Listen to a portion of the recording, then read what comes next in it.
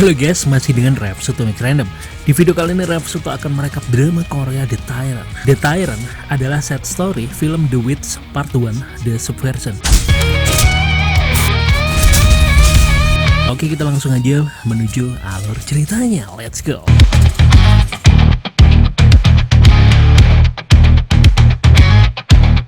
Di malam hari hujan, di daerah pasar barat Gyeonggi, Korea Selatan, seorang pria berkacamata bernama Direktur Choi Guk-jang menerima telepon dari Profesor Noh di tim Jonas yang mengabarkan kalau Badan Intelijen Nasional sudah menahan sebagian tim Jonas dan para peneliti. Orang-orang BIN itu juga mengobrak-ngabrik laboratorium Dr. Jonas. Dan orang-orang tim Jonas sudah membuang hampir semua sampel mengikuti saran Direktur Choi. Tapi tim Jonas meninggalkan satu sampel terakhir yang akhirnya jatuh ke tangan BIN. Lalu Direktur Choi Guk-jang mengatakan kalau akan mengurus semuanya dan Direktur Choi pergi menemui Madam Gwan. Direktur Choi Guk-jang adalah salah satu direktur BIN dan ketua organisasi rahasia. Di dalam organisasi rahasia, Choi Guk-jang tenggelam dalam pandangan ekstrim terhadap negara yang tidak ragu-ragu mengorbankan anggota organisasi demi tujuan organisasi. Saat itu Madam Gwan mengatakan kalau hari itu adalah hari terakhir Madam Gwan memberikan informasi. Karena para informannya sudah dihabisi oleh organisasi Head One. Dan Head One sudah mengirimi Madam Gwan sebuah paket hasil karya para krokodil yang sudah dibekukan di dalam peti es. Dan saat itu Madam Gwan mengatakan kalau sudah tidak ada lagi tempat untuknya bersembunyi. Sementara itu di luar, Tom, Crocodile One, tentara bayaran di The Witch Part 2 dan Crocodile 2, mereka datang sepertinya untuk menghabisi Madam Gwan. Bersama dengan itu, Madam Gwan memberitahu Direktur Choi satu informasi terakhir. Entry pelabuhan dan cetak biru brankas portable buatan Swedia yang membawa sampel Tyrant. Sampel Tyrant yang tersisa itu ada di dalam brankas portable itu, guys. Madam Gwan juga mengatakan kalau kode brankas itu hanya bisa dipecahkan oleh putrinya Tuan Choi, yaitu Choi Ja-kyung yang menderita gangguan identitas disosiatif dengan alter egonya seperti saudara kembarnya alias berkepribadian ganda. Tom, Crocodile One dan Crocodile 2 membunuh semua penjaga Madam Gwan. Tom, Crocodile One dan Crocodile 2 masuk dan hanya menemukan Madam Gwan dan satu pengawalnya saja. Di tempat lain, Choi Ja-kyung sudah mengadakan upacara kematian ayahnya yaitu Mr. Choi.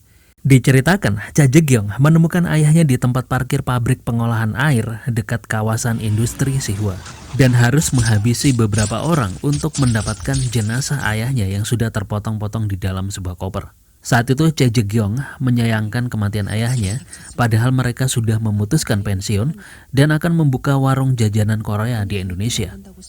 Kemudian Yoon Moo-young mendatangi Choi Ja-kyung di upacara kematian Mr. Choi. Yoon Moo-young adalah mantan pegawai Badan Intelijen Nasional yang saat ini menjadi bawahan Direktur Choi Guk-jang. Yoon Moo-young menerima perintah dari Direktur Choi untuk mencuri sebuah brankas portable yang sebelumnya sudah diinformasikan oleh Madam Gwan. Dan kebetulan, Yoon Moo-young mengenal Choi Ja-kyung, putrinya almarhum Mr. Choi. Lalu, Yoon Moo-young meminta Choi Ja-kyung agar membantunya mengambil brankas itu. Choi Ja-kyung menerima pekerjaan itu untuk meneruskan impian ayahnya membuka warung jajanan Korea di Indonesia. Wow.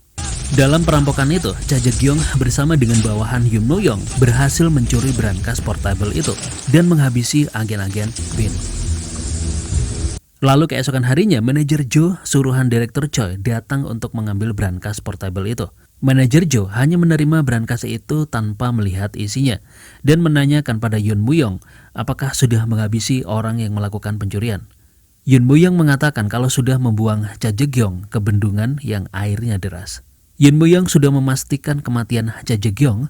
Yoon Moo-young sudah menghilangkan jejak atas perintah manajer Jo. Sementara itu di bendungan, ternyata Choi Ja-kyung masih hidup meskipun dengan beberapa luka. Saat itu Choi Ja-kyung sudah membawa sampel itu sebelum menyerahkan brankas itu pada Yoon Moo-young. Mungkin Choi Ja-kyung sudah menebak kalau Yoon Moo-young memang bajingan yang tidak menepati janjinya. Bertepatan dengan itu, ada sebuah mobil taksi dengan dua lelaki yang tampaknya sedang menculik seorang wanita. Dua lelaki ini adalah rentenir yang sedang menagih hutang, tapi malah mengambil uang itu dan berniat membunuh wanita itu. Lalu salah satu pria keluar untuk buang air kecil. Choi Ja-kyung muncul tiba-tiba di dekatnya. mengejutkannya. Tiba-tiba Cha Ji-gyong menusuk leher pria itu dengan ranting dan melemparnya ke taksi saat pria lainnya akan membunuh wanita itu. Pria pembunuh itu keluar dari taksi dan Cha Ji-gyong dengan cepat membawa lari taksi itu. Tapi di separuh perjalanan, Cha Ji-gyong memutar balik mobil taksi itu kembali dan dengan kecepatan tinggi menabrak pria itu. Cha Ji-gyong kembali menghampiri pria yang tertusuk ranting di lehernya. Cha Ji-gyong mendekatinya dan membenamkan ranting itu semakin dalam di leher pria itu. Tapi wanita yang melihat kejadian itu ketakutan dan kabur. Namun Cha Ji-gyong tidak terlalu menghiraukannya.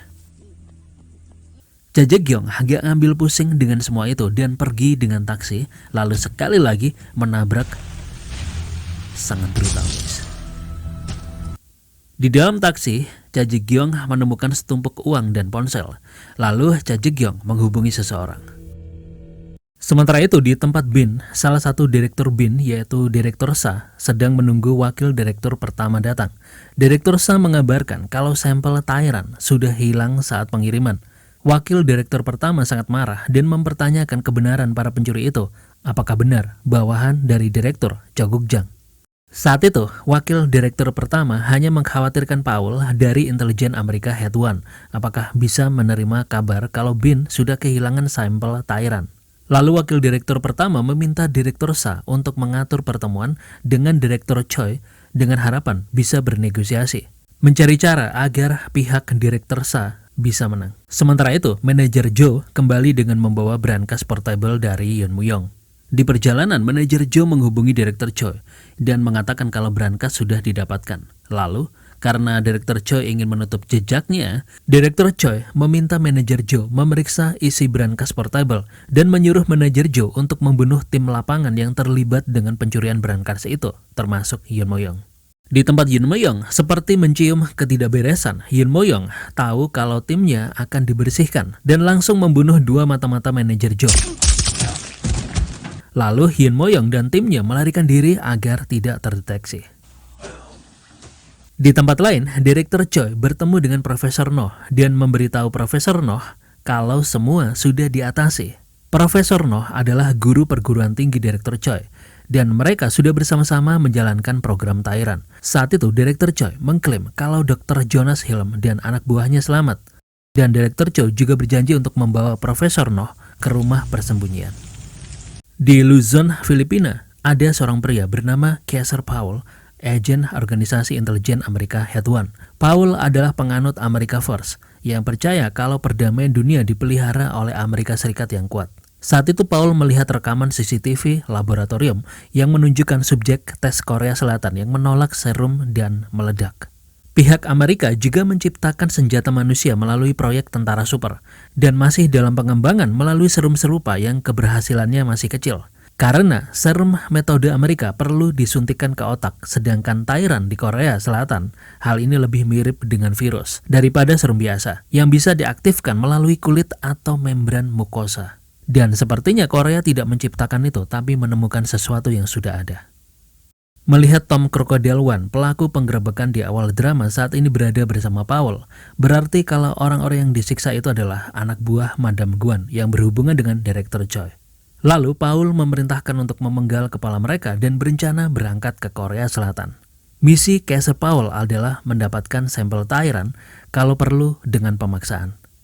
Suatu pagi sebelum matahari terbit di Korea Selatan, ada seorang kakek tua sedang bersiap pergi ke hutan untuk berburu. Tapi di hutan, kakek itu melihat sesuatu yang aneh. Sesuatu yang membuatnya takut. Sesuatu itu mengejarnya. Seperti manusia, tapi seperti monster. Kakek itu ketakutan. Tapi saat monster itu akan menyerangnya, monster itu kesakitan karena sinar matahari. Dan monster itu meledak. Tapi darah monster itu terciprat dan mengkontaminasi kakek tua itu. Kemudian Im Sang datang ke desa dan langsung menuju ke rumah kakek tua itu. Im Sang adalah mantan agen Badan Intelijen Nasional. Meski sudah pensiun dari organisasi, Im Sang tidak bisa mencapai mimpinya karena pesangonnya yang rendah. Di drama ini, Bin memiliki dua faksi antara Direktur Choi dan Direktur Sa. Dan Im Sang berada di pihak Direktur Choi. dan menjadi pembunuh bayaran, membersihkan semua hal yang mengganggu program Tyrant, termasuk orang-orang yang terinfeksi, dan menyingkirkan orang-orang yang seharusnya tidak tahu tentang program Tyrant.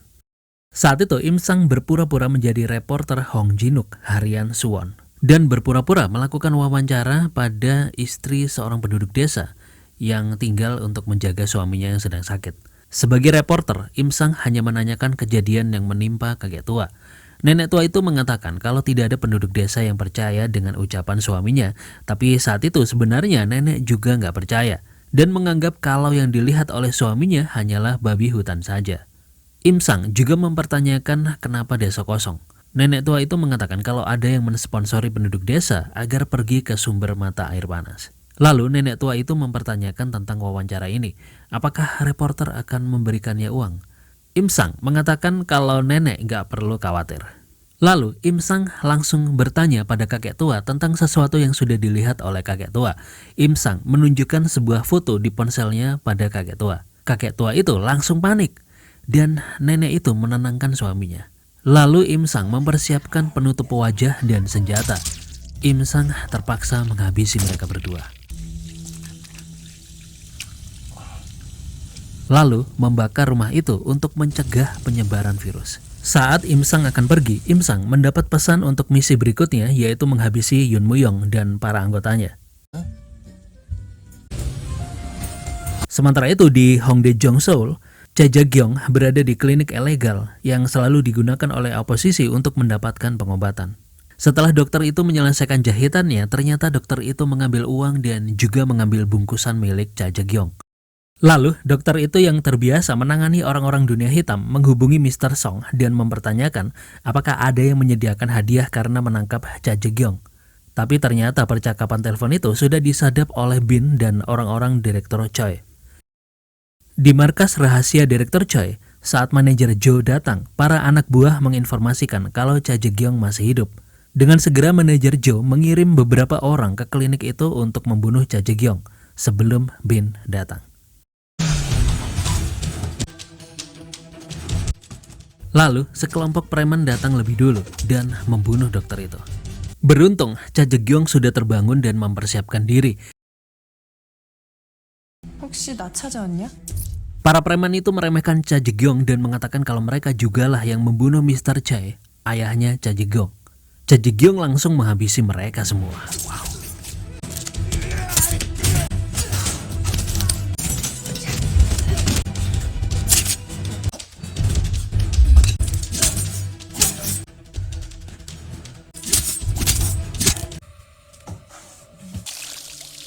Saat itu, Cha Jae-gyong teringat kalau anak buah Yoon Moo-young menikamnya dan Yoon Moo-young menembaknya. Lalu mereka melemparkan Cha Jae-gyong ke bendungan. Saat Cha Jae-gyong akan pergi, Cha Jae-gyong berbicara dengan kepribadiannya yang lain tentang pakaian apa yang pantas dikenakannya. Kemudian, Cha Jae-gyong mengambil sampel dan keluar. Beruntung baginya, Cha Jae-gyong lolos tepat pada saat kelompok Bin tiba. Cha Jae-gyong pergi dengan mencuri truk ke suatu tempat. Di markas, manajer Jo mendapat laporan kalau Cha Jae-gyong berhasil lolos. Lalu manajer Jo memasukkan nama Cha Jae-gyong ke dalam daftar target yang harus dihabisi oleh Im Sang. Sementara itu, Im Sang masih sibuk mengawasi salah satu bawahan Yoon Moo-young di tempat judi pacuan kuda dan melihat misi selanjutnya di ponselnya. Setelah berjudi, bawahan Yoon Moo-young itu menuju parkiran dan masuk ke mobilnya dan terkejut karena pacarnya sudah nggak bergerak lagi. Im Sang muncul dengan tiba-tiba sambil menodongkan pisau ke leher bawahan Yoon Moo-young itu dan sedikit menasihati agar tidak bekerja sama dengan penjudi. Mereka selalu merusak kehidupan orang-orang di sekitarnya. Lalu Im Sang memerintahkan orang itu untuk mengemudi. Sementara itu, Direktur Cha Geuk-jang bertemu dengan Direktur Sa dari Bin. Cha Geuk-jang berpura-pura tidak tahu tentang keseluruhan program Tyrant. Sementara Direktur Sa mengklaim kalau Direktur Choi akan ditangkap setelah Bin menyelidikinya. Atau Direktur Sa siap mencapai kesepakatan kalau Direktur Choi mengembalikan barang itu. Dan Direktur Choi tidak akan dimintai pertanggungjawaban oleh Bin. Direktur Cha Geuk-jang menyadari kalau Bin hanya putus asa karena Head One di belakang mereka. Bin berencana untuk menghilangkan tim Direktur Cho Guk-jang dan Bin akan memberikan program itu kepada Paul yang akan menjalankannya di bawah Head One. Paul, seorang berdebah Amerika. Direktur Choi menolak bekerja sama dan Direktur Sa mengancam akan menjatuhkan tim operasi khusus rahasia milik Cho Guk-jang. Tentu saja Direktur Cho Guk-jang tidak tergoyahkan karena dirinya sudah menghapus semua jejak yang terhubung dengannya dan sudah meminta Im Sang untuk menghabisi orang-orangnya sendiri yang terlibat dalam pencurian sampel itu. Dan secara pribadi, Direktur Cho Guk-jang tanpa ragu-ragu sudah membunuh Profesor Noh. Saat itu, Direktur Cho Guk-jang pergi tanpa senyuman dan hanya tatapan tajam di matanya. Di tempat lain, Im Sang sudah menangkap dan menyiksa bawahannya Yoon Mo-young. Im Sang mencari tahu di mana keberadaan Yoon Mo-young. Lalu saat pria itu sudah mengungkap lokasi Yoon Mo-young, Im Sang membunuhnya. Sementara itu manajer Jo masih mencoba untuk membuka brankas portable itu dan mengetahui dari anak buahnya kalau kodenya sudah diubah secara manual. Di tempat lain, dengan mengendarai truk curian, Cha Jae-kyung tiba di tempat Yoon Mo-young. Cha Jae-kyung memeriksa tempat itu tapi tempat itu kosong. Cha Jae-kyung pergi dari tempat Yoon Mo-young menghindari polisi yang udah mengetahui truk yang dicurinya. Lalu Cha Jae-kyung berjalan sampai pom bensin dan mengambil mobil di sana. Malamnya, wakil direktur pertama dan direktur Sa dari Bin bertemu dengan Paul yang sudah tiba di Seoul.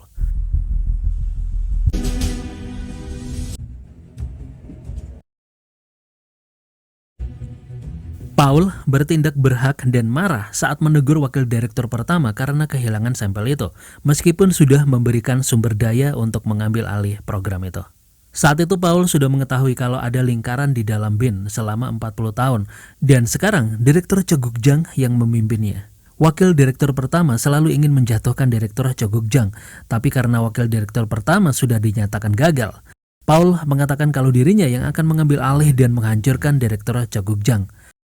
Bersama dengan itu di tempat lain, Cha Jae-kyung tiba di tempat persembunyian Hangom. Hangom, seorang pedagang senjata yang melarikan diri bersama geng Rusia. Cha Jae-kyung dilarang masuk, tapi Cha Jae-kyung menghajar orang Rusia itu.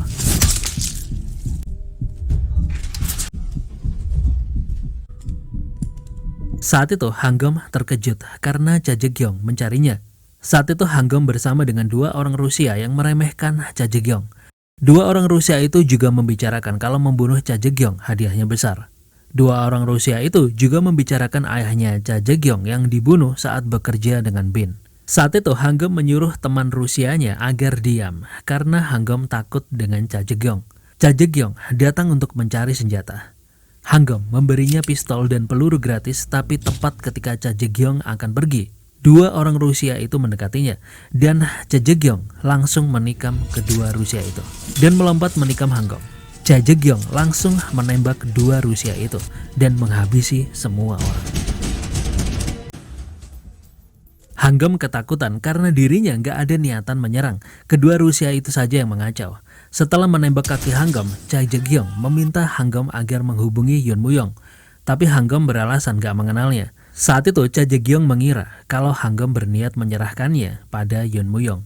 Tapi Hangom mengatakan kalau yang menginginkan Cha Jae-kyung adalah Mr. Song dari Paradise, bukan Yoon Mo-young.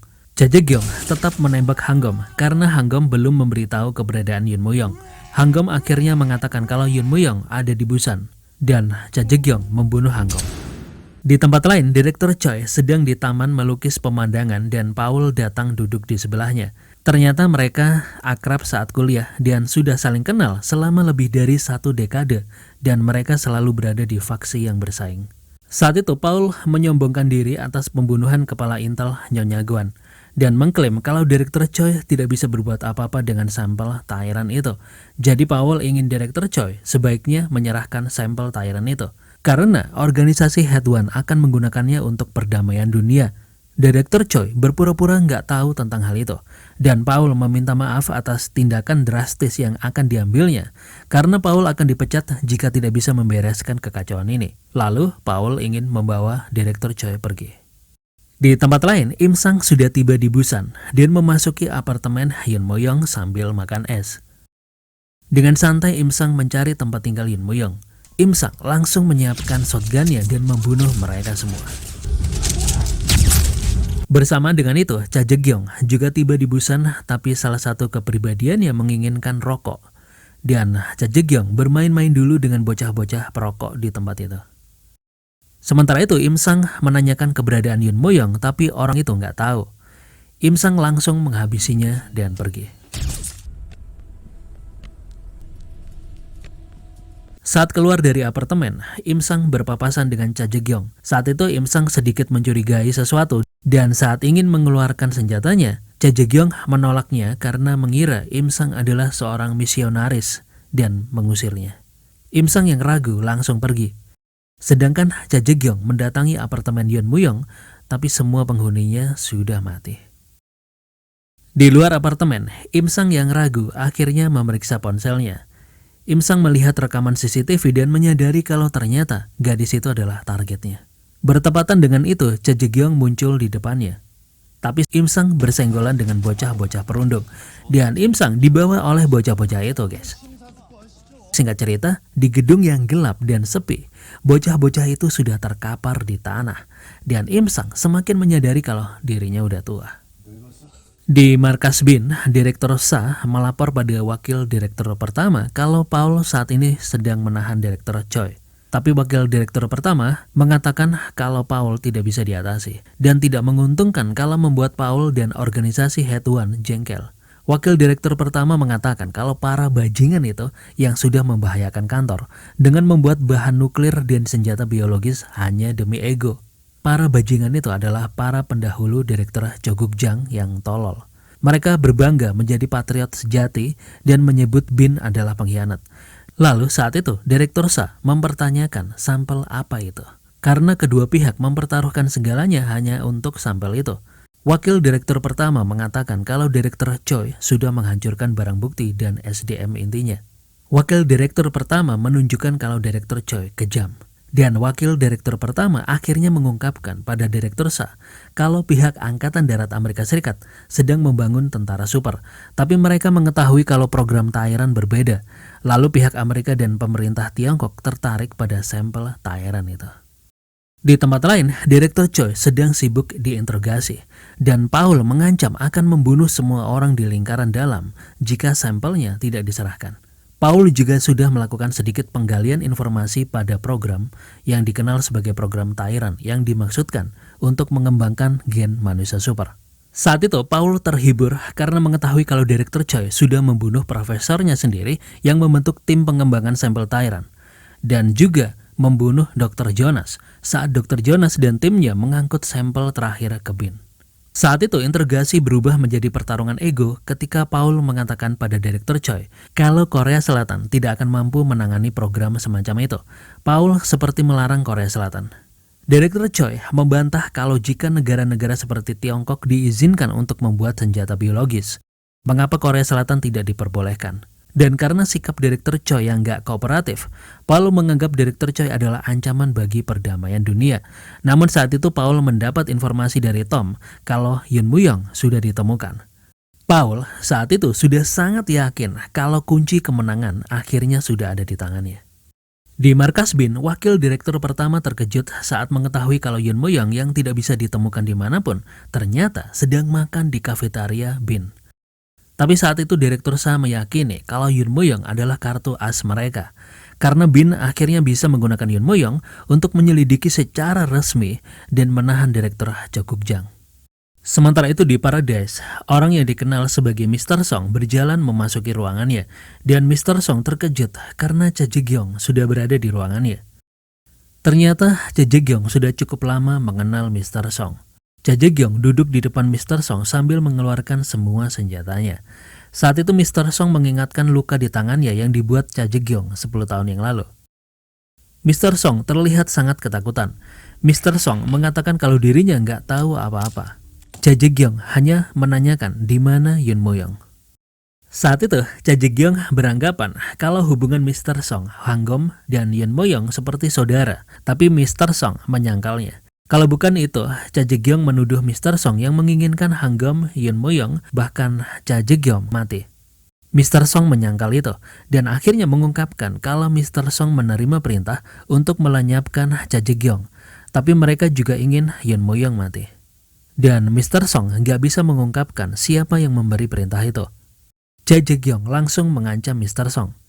Lalu Mr. Song mengatakan kalau Yoon Mo-young adalah agen ganda yang 100% bisnisnya bekerja sama dengan pemerintah. Lalu, tiba-tiba tembakan beruntun membuat Mr. Song dan pengawalnya terbunuh. Cha Jae-kyung yang menghindari tembakan itu melangkah keluar, melihat mayat para pengawal. Dan Im Sang menodongkan pistolnya ke kepala Cha Jae-kyung. Im Sang mengatakan kalau seharusnya Cha Jae-kyung sudah lama mati. Lalu Cha Jae-kyung mengatakan kalau dirinya mengetahui Im Sang yang sudah membunuh anak buah Yoon Mo-young di Busan. Karena Im Sang waktu itu berbau mesiu dan darah. Saat perhatian Im Sang terkecoh, Cha Jae-kyung mengeluarkan senjatanya juga dan mereka menembak pada saat yang bersamaan.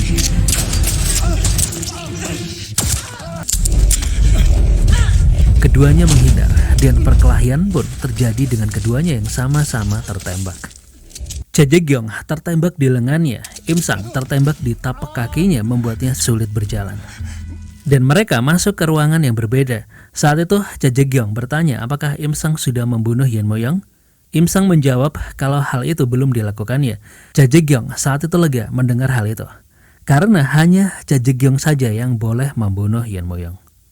Tapi saat itu Im Sang mendapat pesan dari seseorang dan langsung menghentikan peperangan dengan Cha Jae-kyung.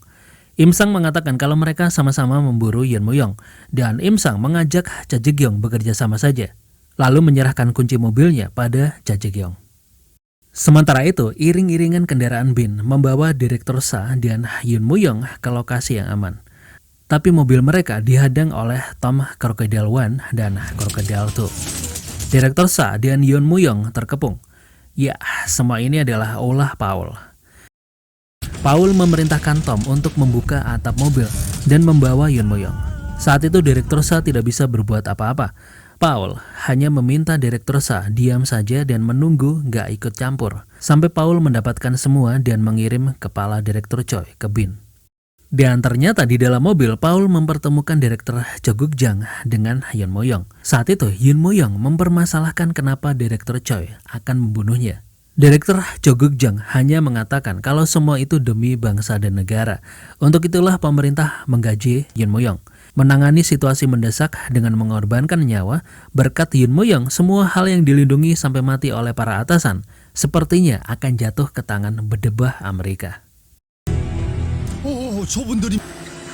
Saat itu dengan mobilnya, Cha Jae-kyung bersama Im Sang menyusul dan Im Sang sudah menghancurkan satu mobil penjaga. Saat itu, Paul terkejut karena Im Sang anggota Bin yang terkenal dan seharusnya sudah pensiun itu mengejar mereka.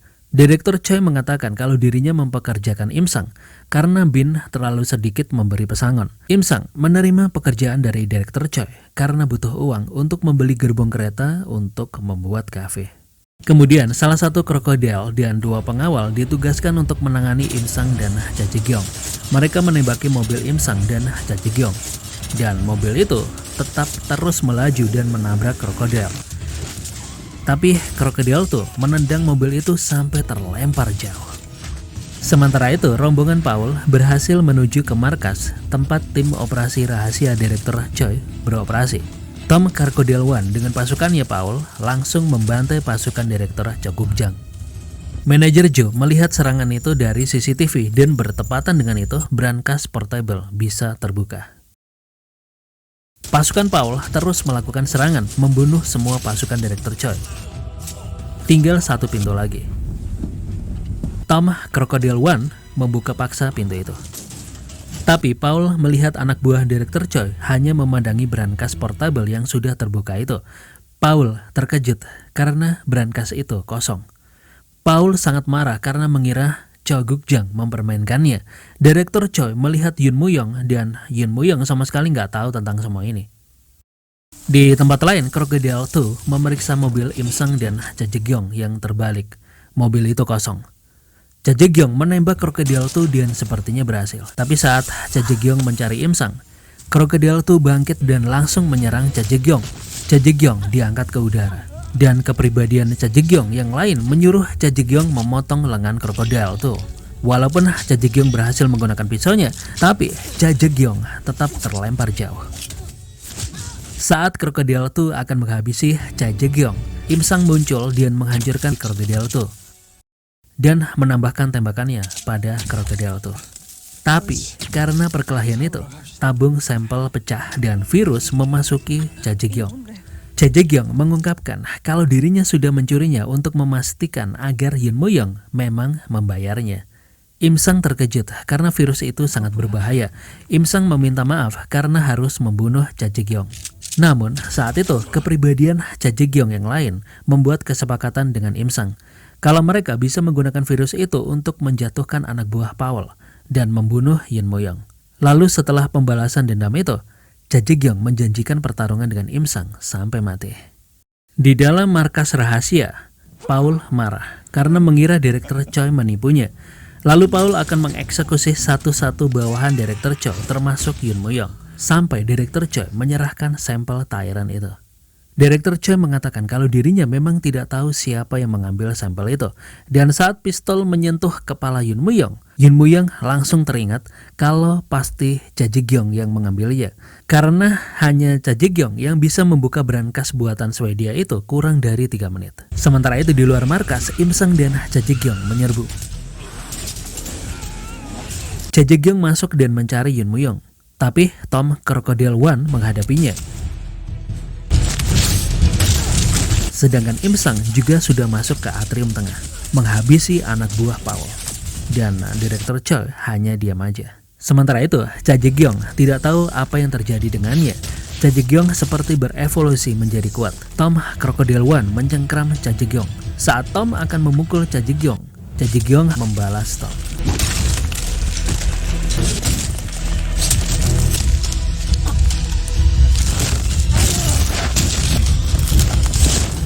Bersamaan dengan itu, Im Sang juga berperang melawan anak buah Paul yang tersisa. Dan karena mulai terpojok, Paul langsung menodongkan pistolnya pada Direktur Choi. Paul meminta Direktur Choi menghentikan Im Sang. Tapi Im Sang sudah menempelkan magnumnya di kepala Paul. Im Sang saat itu mengatakan kalau timingnya tepat. Dan Direktur Choi mengatakan kalau Im Sang sedikit terlambat. Lalu Direktur Choi menyingkirkan pistol Paul yang mentalnya udah goyah. Direktur Choi merokok dan mengatakan kalau Paul sudah kalah. Saat itu Paul hanya mengatakan kalau dirinya mati, Direktur Choi nggak akan tahu konflik kedepannya bagi kedua organisasi mereka. Tapi Direktur Choi mengatakan kalau dirinya tahu konsekuensinya. Lalu Im Sang membunuh Paul. Dan Im Sang menembak kaki Yoon Moo-young. Saat itu Direktur Choi bertanya kenapa Im Sang hanya menembak kaki Yoon Moo-young saja. Karena Im Sang sudah bersepakat dengan Cha Jae-gyong. Dan tiba-tiba mereka dikejutkan oleh pertarungan Cha Jae-gyong dengan Tom Crocodile 1. Saat itu Im Sang memberitahu Direktur Choi kalau Cha Jae-gyong menjadi Tyran.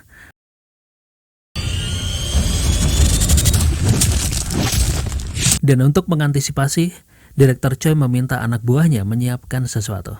Pertarungan brutal terjadi antara manusia super.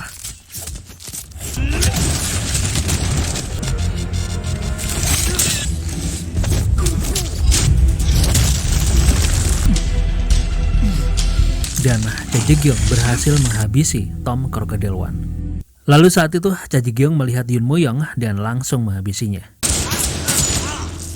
Saat itu Im Sang langsung menembak Cha Jae-gyong, tapi peluru itu nggak berefek apapun pada Cha Jae-gyong.